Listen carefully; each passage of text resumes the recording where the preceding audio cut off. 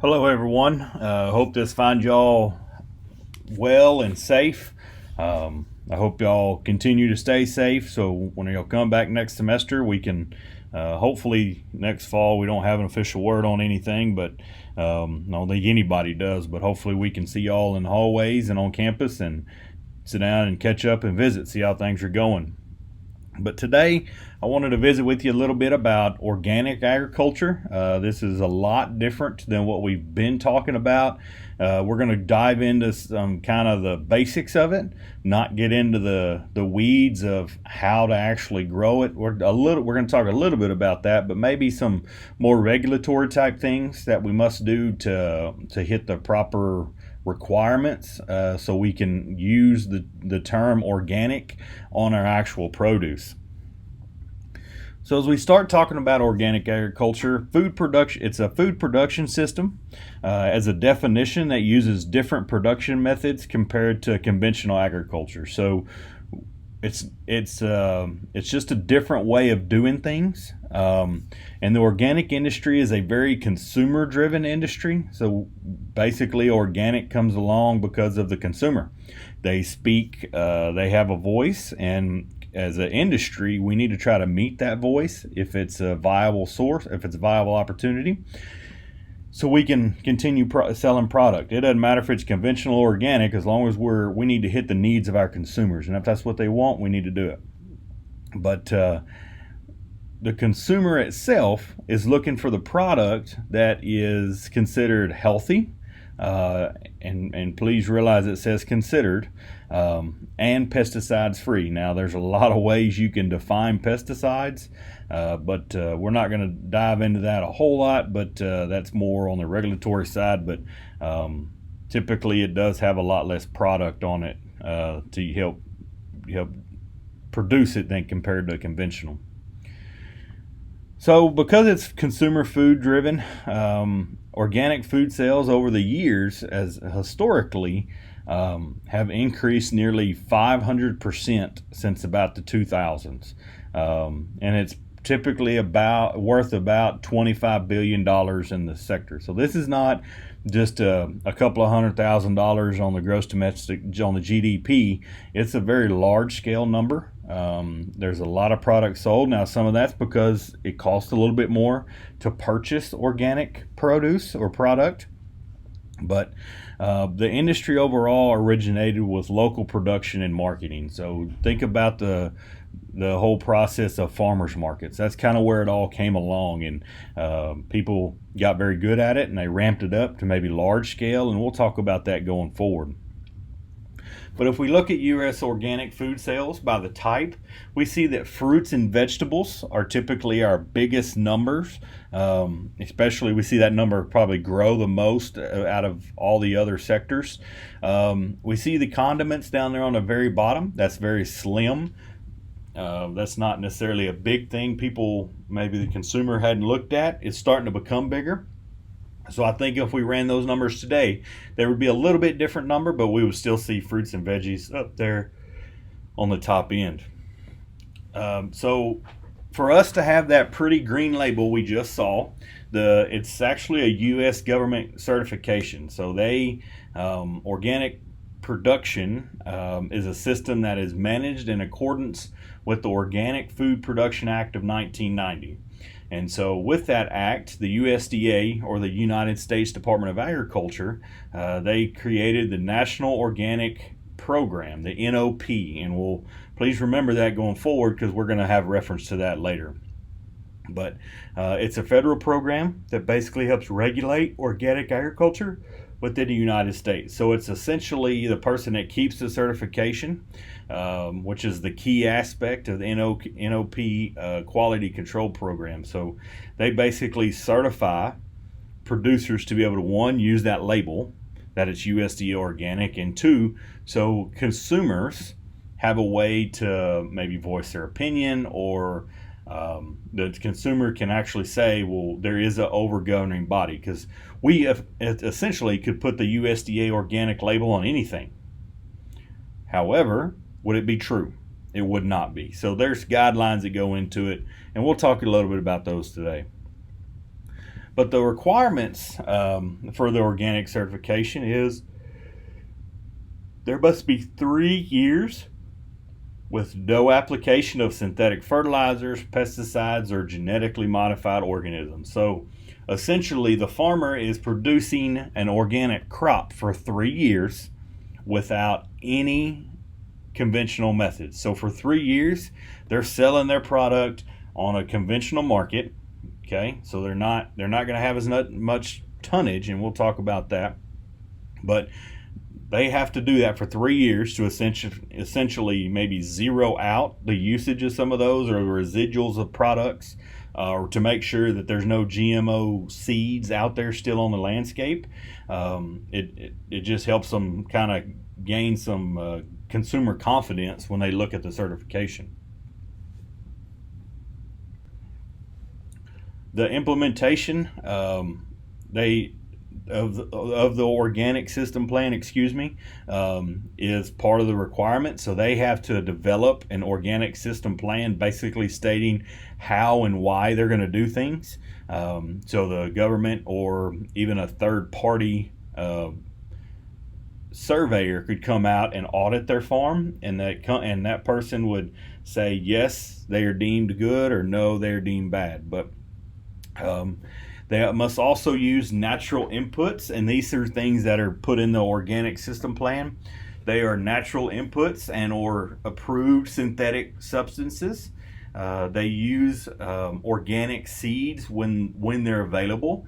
When you start talking about organic, you narrow the field down very much as far as being able to find the inputs you need. So whether it's soil mediums, we'll try to make our crops better, or just the seed for us to grow. It gets a little harder, and it does cost more. But sometimes you just can't find those seeds, and maybe you need to start your own business on that, or maybe it's still acceptable to the actual consumer. But there's a lot of regulation on the use of raw manure and compost, because we don't want to just put it out there. And we'll talk about that towards the end of the presentation. And there must be maintenance of buffer zones, and we'll talk about that. But basically, it's an area between maybe you and your neighbor, to where your neighbor is a conventional farmer and you're organic, that nothing grows, or you do something different that is not deemed organic. And then you have your organic farm in the middle, so you can ensure that there is no residual that can happen, whether by accident or on purpose, coming from your neighbor's place or another part of your farm to this one certain area. This helps ensure consumer confidence going forward. And I've said in my animal classes a lot that all animal industries are driven by the consumer, and the agronomy side of things, the plant side of things, is no different. So when we talk about record keeping, there must be a plan, and we have to keep up with the records. But there's a development of a cropping plan and record keeping that are required for organic certification. So at any time, they could essentially be audited. Somebody could come on and say, "Hey, I need to see your records. You got to produce them." That's part of the whole program. But the organic system plan describes practices conducted in an operation to produce organic products. So let's say somebody were to come in the winter. Okay, we don't have a lot of crops in the winter, maybe, and so somebody wanted to audit it, but we could say your practices are organic or not. So it's another way for us to look at it, and maybe for us to audit them maybe out of season. But the OSP, or the Organic System Plan, is completed at the start of certification process and is updated annually. So whether maybe the USDA changes their stance on certain production practices, they add more to them, or they say, you know what, that's really not organic, we hadn't found that to be useful, or that's a problem, they can take them off the list and make them unavailable for the organic producer.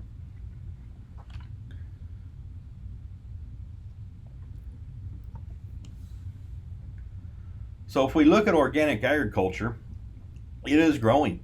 It's the fastest growing component of crop and livestock production within the U.S. The total organic acreage is less than 1%. Now, when you look at that, everybody before that was conventional, right? So it's going to be a lot more. If you think about the numbers, increase in anything that's somewhat new is going to be a huge input, a huge increase in that overall. But less than 1% of our acreage is an organic, so that's something to think about. But all states have some type of organic acreage. But our leading states, we're looking at California, Wisconsin, North Dakota, Minnesota, and Montana. They are more organic, not friendly states, but they just have more of them for whatever reason. They have a better market for it. Their consumers have demanded it better. There's a lot of things that go into that. But if we look at the average organic farm, they average about 126 acres. Now, in a conventional setting, a plain Jane farmer today out there in the real world, 126 acres is really hard to make a living off of. But with organics, you get an increase in cost when you get to sell that product. And so that's why they can make it happen. But you see big farms, you see little farms, depending on how you read that number.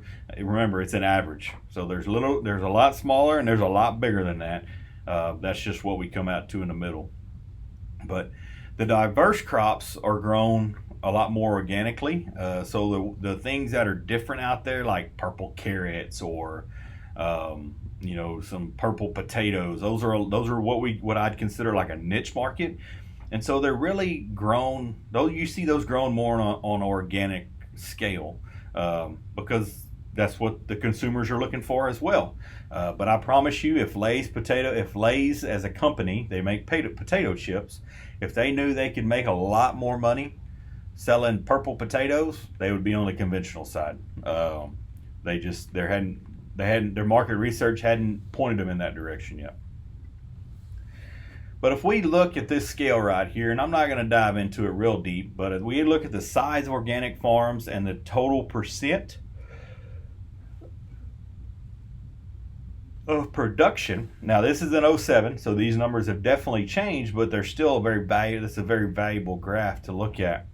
But if we look at this 866 farms, from where they got their numbers from, they are 500 acres or more. That's a fairly good size. So typically if you head down in Texas, down towards Beaumont area and come back towards Houston a little bit, there is a lot of rice grown there. And there's a lot of farmers in that area that have went to organic rice production.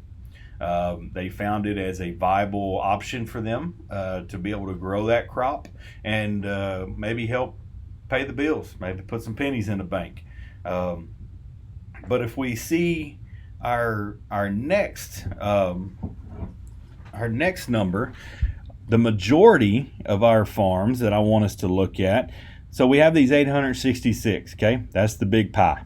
That's the majority of it.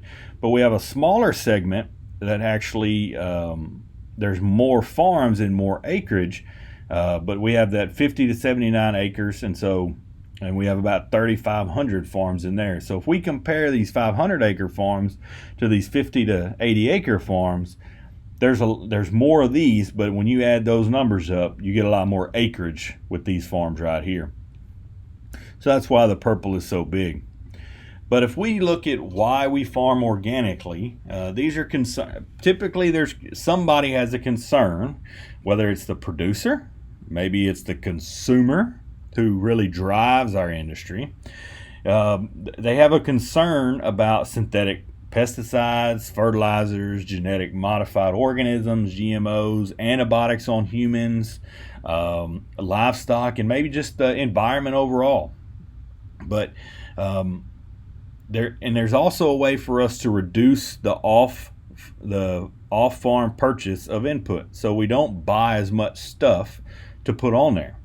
We don't have to go buy that herbicide to control that one noxious weed in our crop. We don't do that. It's not part of the system. We do something different. But there's a commitment of stewardship to the land by organic farmers typically. They want to try to do the best they can by it. because the better they do by the land, by feeding the soil, the more crop they can get out of it. It's the same in conventional setting. In the conventional setting, they just may use more of a synthetic form of product instead of that's easily commercially made, and we can have it at our fingertips at any time. But if we have a compost pile, that compost may not be ready in time or meet the standards going forward. And there's a premium price paid for organic crops that may influence some to farm organically. So if you go to the grocery store, I'm just going to pick on strawberries for the hot minute. I love strawberries. I don't care if they're organic or not. But if you look at the price tag, one of them is $5 for a pound of them. And these are examples. One's $5 for a pound, and the other is $1.50 for a pound. So that price difference can sway people to that side if they can find the market to be able to market that product. But organic production practices are typically ecologically based management, and it's a system, right? We're always trying to make something better in the system, whether it's soil health, plant health, water permeability, water retention. We're always trying to do better. But we can place a greater demand on the producer's management skills and time, because in a conventional setting, we have a lot easier ways to control things. We can do it on a broad spectrum. We have a lot more tools in our tool bucket for us to try to work on. When you get organic, you take some of those away. But if we look at weed control without herbicides, that can require multiple cultivations and greater time, where in a conventional setting, well, we may plant a crop that's genetically modified to be glyphosate resistant. We spray it with glyphosate one time. We may not have to cultivate it. If we do have to cultivate it because we're putting something else out, like a fertilizer or some type of soil nutrient, well, then we can cultivate it right then, and we make a lot less trips across the field, which increases our efficiency. Because when you figure it might cost you $20 to $30 just to run your tractor and your equipment across it, that's not including labor for the person sitting on it, that can add up over time. And then you do that more and more, you're getting your inputs a lot higher. But if we look at the organic yield and profit, there's a very common perception that organic agriculture is less productive than conventional. And organic forages like alfalfa and small grains, they actually have a very similar yield to conventional. And that's, that may be only in that instance, but there's some others. But if we look at corn and soybean yields, they will vary with the management and the environment that they're actually in. So if you're not keeping up with it, you can definitely fall behind and really hurt your crop, your yield overall, how much you produce. But if we look at the organic premiums, they can compensate for the lower yields. So yes, I'm producing in a conventional setting. Let's say, for example, I was producing 150 bushels of corn per acre. Okay, a bushel of corn is 56 pounds. And let's say on an organic scale, I may have been only at 100 bushels per acre. So if we look at that yield difference, we're like, oh wow, there's no way we can make any money.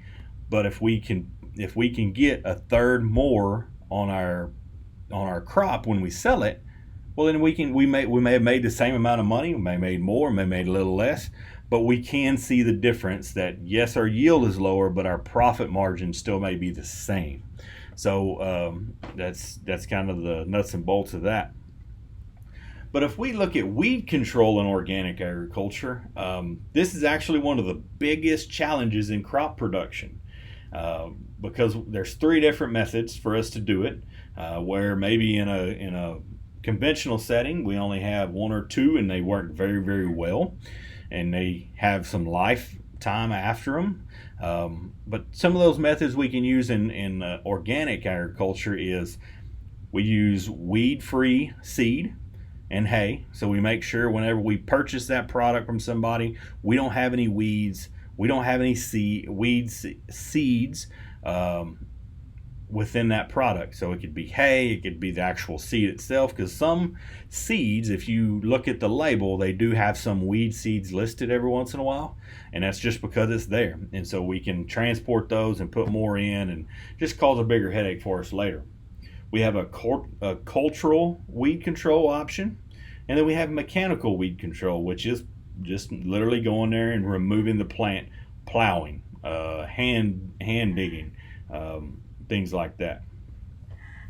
So if we look at cultural weed control, this is basically the rotation of using diverse crops and including perennials. So they may live for a couple of years, and we just shade everything out. Some of those weeds will actually sprout. They'll go ahead and sprout up, but if they don't get enough sunlight, they're going to die down. They're not going to be there. So that's a seed that has sprouted that can never sprout again, and it never went to seed and it died. So it allows us to smother and to actually use a cover crop to try to make a competitive crop that suppresses weeds. So if we know what kind of our weed problem is, and we can find a plant that can do better, we can plant it earlier than that weed is going to germinate and come out. We can get it up above, we can shade it out. That's a great option for us. We can also delay planting, and so it allows for more mechanical weed control operations prior to crop planting. So in that scenario, we basically leave it alone, leave it maybe fallow a little bit longer. We let it just grow. We let the weeds grow, and then we go in and till it up. Well, every time you till those plants up and those plants die, that is one less seed that can germinate. But we have to make sure we don't let those seeds go into reproductive stage and produce a seed from that plant. Because like we said before, we can have up to 1 million seeds off of one plant, and that can be very devastating. So we have mechanical weed control, which we talked about. We use this in addition to cultural, typically in the system, but if we lack favorable weather or soil conditions, this can delay mechanical weed control operations. If it's wet, you just can't get out in the field. Your tractor's going to get stuck. You're going to make deeper ruts. It's not going to be an option. It's too muddy. You can't run a rake through it. There's a lot of things out there. But some of our categories for mechanical weed control are, and we've talked about this before, is primary tillage, the first one across, big clods, very rustic, very rough looking. Also secondary tillage, where it's a little smaller, more seedbed type operation. Cultivating tillage, and we'll talk about that. And then also flame weeding as we go through. Now, I'm not going to spend a lot of time on primary and secondary tillage because we've previously covered that. You watched a great video from Oklahoma State on that. But we use this for seedbed prep and to incorporate the residue. We can also greatly affect weed populations just by tilling them up. And we see the options right there we have for primary and secondary tillage. If we look at cultivating tillage, this is something we haven't discussed a whole lot. It's performed after the crop is actually planted. Now you wonder why. Now you're probably thinking, well, if we till it up, we won't have a crop.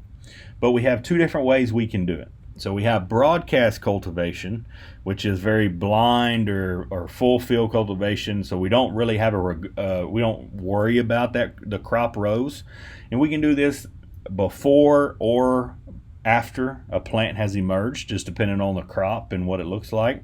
But it's most effective under hot and dry conditions, so weeds will dry out. So we just barely scrape the top of the soil, just disturbing the root system of those plants.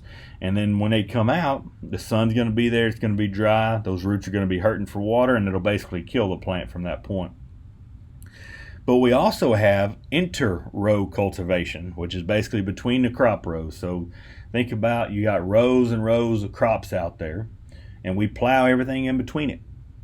And so that's an option that happens a lot in the conventional system, as well as in organic side. So the next one is what we consider flame weeding. This uses basically a propane burner to basically rupture the cells of the weeds. This is just another tool for us to use in in the actual cultivation process. It's not standalone. We have to use it in conjunction with something, but it may be the only alternative when the soils are wet. One, you can move a lot faster. You don't have to till up the soil and get bigger clods, which is non-effective for the plant. It's bad for the plant. You can cover more country faster. There's a lot of advantages there, but the ideal conditions to flame are when the crop is bigger than the weeds. And we're going to see some pictures coming up. We want that crop to be taller than our weeds that are out there. So maybe we got our crop up, and we're starting to see some weeds come up after, and there may be, let's say half the size of our other crop when they're little. So in that instance, we could use this flame weeder to go in and basically burn those crops to be able to get rid of them. So if we look at this right here, these pictures, so these are large scale burners and one person right here that can burn by hand in a smaller setting, but these machines basically just go in between the rows, okay, and they burn all the small plants underneath there. Now you could lose some of the crop that you want in this type of situation, but sometimes the weak side of a point is still beneficial, even though you're going to lose some crop out there.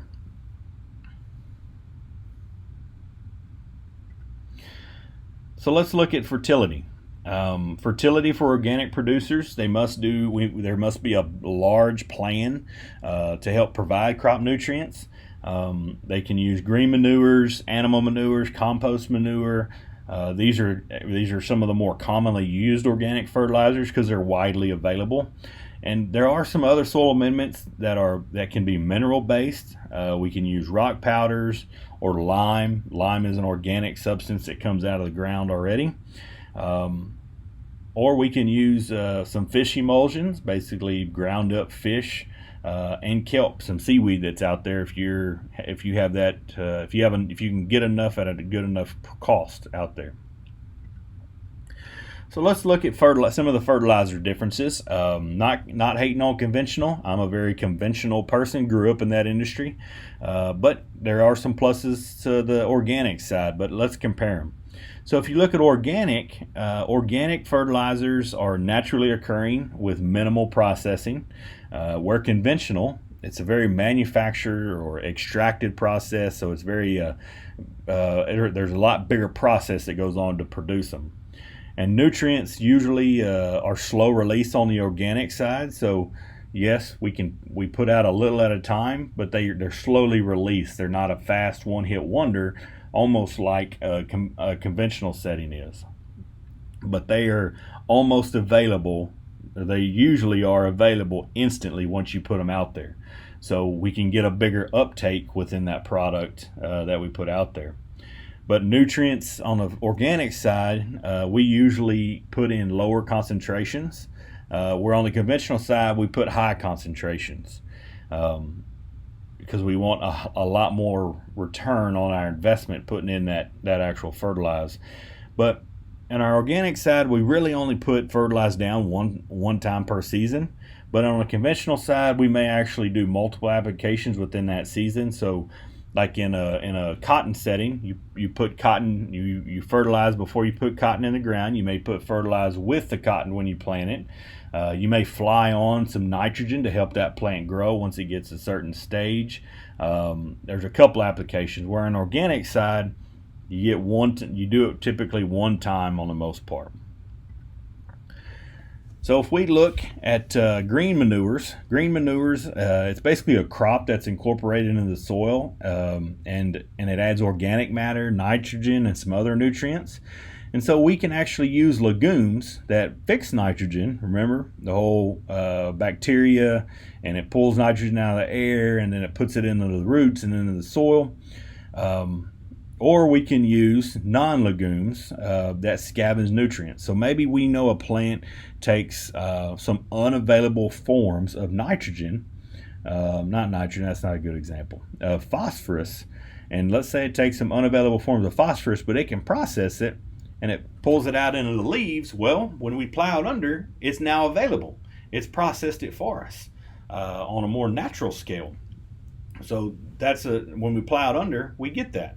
But if we look for an example, alfalfa and red clovers, these are used a lot as green manures. You could use soybeans as well, but alfalfa and red and any of the clovers. There's white clover, there's burr clover, and there's a whole list of things you got to do if you're going to put clovers in your area to make sure you hit the requirements for them to grow, because they do not like acidic soils, and certain clovers like certain types of soil. So soil tests are important for us to be able to pick the right variety. But the amount of nitrogen provided by a legume for the next crop equals nitrogen credit. So in a organic setting, they figure things in nitrogen credit. They know that they're growing this crop right now, they're going to plow it under, but guess what? We have nitrogen credit for the next time, so we don't have to put on near as much nitrogen. Maybe we need to worry more about organic matter, or we need to worry about more phosphorus or potassium or sulfur in the soil. Those are things we need to be thinking about. We can also use livestock manures.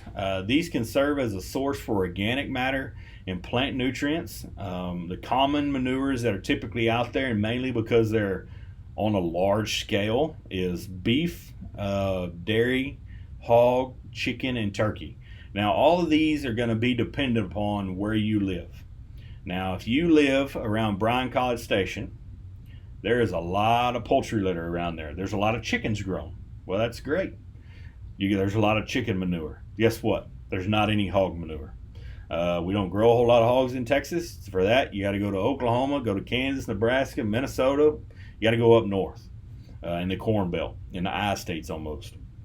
That's where you see a lot of that. You can commercially buy some of the beef and dairy livestock manures. There are companies that, there's a company out of Lubbock, Texas, that actually buys manure from feedlots. They compost it. They may add a few things. They may put some cotton burrs in there for some organic matter, and they bag it up, and you can find it at a big box store or your local hardware store to be able to do it. But the raw manure, before it's actually, if it ever goes to a compost stage, is very high in nutrients, especially in nitrogen. And so that's what a lot of people try to get out of that, as well as some organic matter. But the timing of that application is very important. We need to put it in the ground typically before that plant comes up, so the nitrogen can be in the soil, be actively ready for the actual plant when it starts to put out that first shoot when it comes out of the seed. But the National Organic Program, the NOP, they have manure and compost rules, and these rules basically tell us what we can and cannot do to make sure we provide a safe product for our consumers that's going to be buying the organic stuff, because that's a problem, right? We can't be sending people buy organic, and guess what? They're going to go to the hospital because they got listeria, or they got salmonella, or they got E. coli. Well, guess what? We can get all those pretty much from any of our manures. That's just naturally occurring. But they don't, in the NOP program, they do not allow any raw manure unless it's been incorporated more than 120 days prior to harvest of the crop for human consumption, whose edible portion is in direct contact with the soil. So in that instance, think about watermelons, cantaloupes, cucumbers. A lot of those are just grown on the ground. A lot of our squashes are. So if we know that crop's going to be grown on the ground, touching the ground directly, we have to put any raw manure in the ground and incorporate it 120 days prior to harvest for the crop. So if we know a crop has a 90-day harvest period, by the time we plant, we get 90 days, we get to harvest, well, guess what? We just put it out 30 days before and plow it in.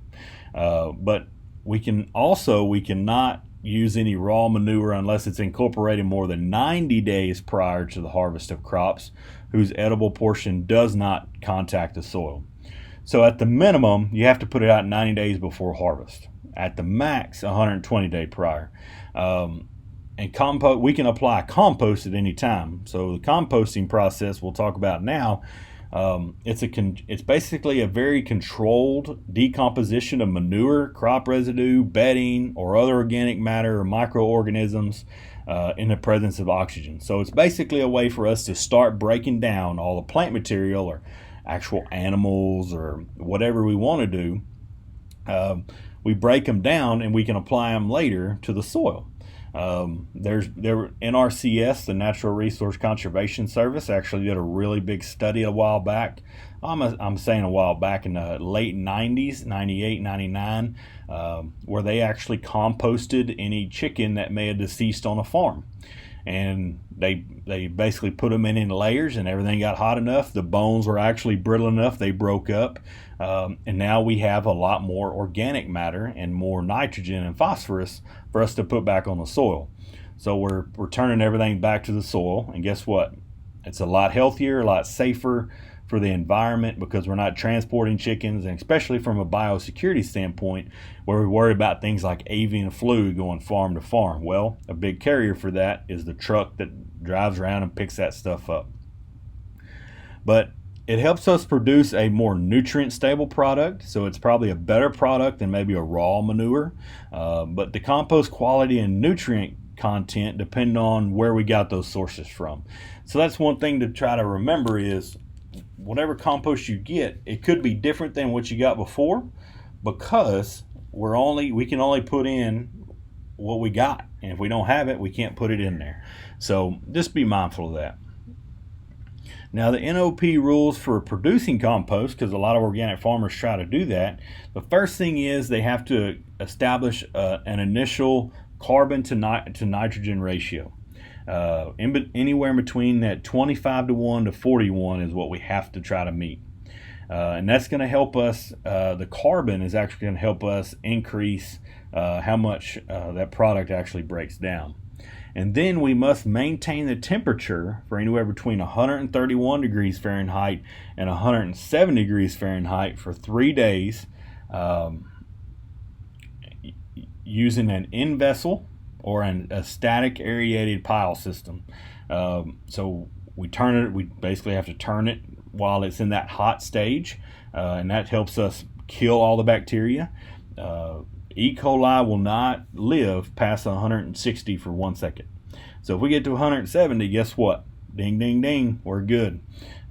Even on the food production scale, there's a chart that at 131 degrees, I don't quote me on this, but if you leave it for so long, all the bacteria has died as well, because bacteria does not like heat.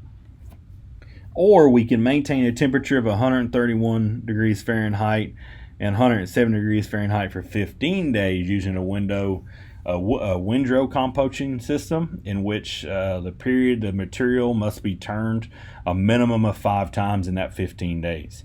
And what we mean by that is this right here.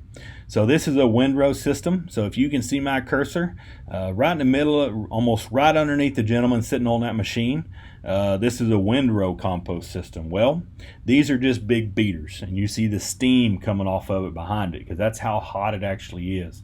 So it drives down these windrows and it basically turns it. It adds air, incorporates air to it, and this is the 15-day thing where they have to turn it five times within that 15 days for us to be successful. And so you just use this machine, turn it. It's in large windrows. The place I was referring to in Lubbock, if you ever drive by it, as you're leaving Slayton, pulling into Lubbock, you'll see many, many, many piles and windrows of organic material just sitting right there on your right-hand side. Very good product. But if we look at on the livestock side, and we're not going to dive into this a bunch, because guess what? This is agronomy. We worry about plants. So, but I want us to refer back to it, because the livestock industry can help our organic industry, especially if they want to go more organic. But beef and dairy and sheep, they have very specific regulations or guidelines they have to follow, and they get audited, possibly by a third-party company. But they have to have access to pasture. So when you start talking about organic egg production, those hens have to have access to some type of pasture. They can't be in a confined setting, especially on the dairy side. where we conventionally typically put them in a freestall barn where they don't have access to that. But on our grazing animals, which are our beef, dairy, and sheep, they must consume at least 30% of their diets from pasture. So they have to graze 30% of their diet. That's how they get it. And all the feed that are fed to those, they must be certified organic. So they have to buy organic corn. They have to buy organic soybean meal. They have to buy those products that are organic for them to stay organic. So that's where maybe a producer can grow organic crops, organic corn. I believe there's one out of Bastrop, Texas, or Red Rock, Texas, that commercially produces organic feeds, and they're out there. You definitely pay a premium, but it's part of the game for you to do it. But remember, you're not feeding them like a conventional confined feeding operation that you would see. They have to have grass, and typically we don't get them near as fat, things like that. But it's enough of my livestock spiel today. But that's all I have for you today. I welcome any questions. Please feel free to email me or send me a message through Blackboard. Whatever works for y'all works for me. I'll do my best to do it in a timely manner. But hope everybody's safe. Hope everybody's taking care and enjoying their time home, maybe with your families or getting caught up on things at the house. But if you have any questions, let me know. Thank y'all very much.